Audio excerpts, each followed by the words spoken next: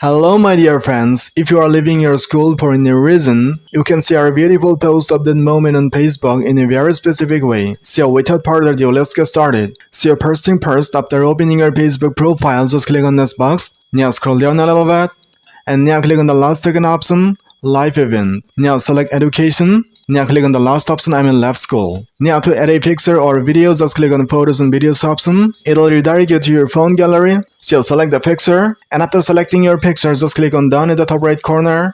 And after that, you gotta write your school name here. So click on Add a School. For example, I'm selecting this one. And then if you want to write a little bit of description, why you are leaving the school or college, you can write it too. And after writing and adding everything, just click on the next button at the top right corner. And now to share this post with the public, just click on Post button at the top right corner. And then your post will be public. So this is how you can share a left school post on Facebook. Hope you enjoyed the video. And if you found the video a little bit helpful, then hit a like. And if you want more this kind of helpful and informative videos, then do subscribe to the channel right now. So see you soon in the next video with another helpful content like this. Till then, thank you. Bye bye.